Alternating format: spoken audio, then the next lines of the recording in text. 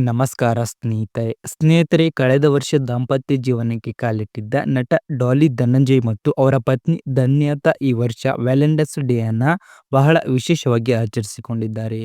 ಹೌದು ಸ್ನೇಹಿತರೆ, ತಮ್ಮ ಮೊದಲ ವ್ಯಾಲೆಂಟೈನ್ಸ್ ಡೇ ಸಂಭ್ರಮದ ನಡುವೆಯೂ ಈ ಜೋಡಿ ಒಂದು ಸಿಹಿ ಸುದ್ದಿಯನ್ನ ಅಭಿಮಾನಿಗಳ ಜೊತೆ ಹಂಚಿಕೊಂಡಿದ್ದಾರೆ.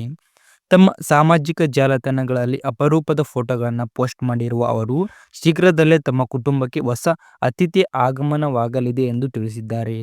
ಡಾಲಿ ಧನಂಜಯ್ ಮತ್ತು ಧನ್ಯತಾ ದಂಪತಿ ತಾವಿಬ್ಬರು ತಂದೆ-ತಾಯಿ ಆಗಲಿದ್ದೇವೆ ಎಂಬ ಸಂತಸದ ವಿಷಯವನ್ನ ಹಂಚಿಕೊಂಡಿದ್ದು, ಈ ಸುದ್ದಿ ಕೇಳಿ ಅಭಿಮಾನಿಗಳು ತುಂಬಾ ಖುಷಿಪಟ್ಟಿದ್ದಾರೆ. ವರದಿಗಳ ಪ್ರಕಾರ ಮುಂದಿನ ತಿಂಗಳು ಮಾರ್ಚ್ನಲ್ಲಿ ಮಗುವಿಗೆ ಆಗಮನ ನಿರೀಕ್ಷೆ ಇದೆ ಎಂದು ತಿಳಿದು ಬಂದಿದೆ.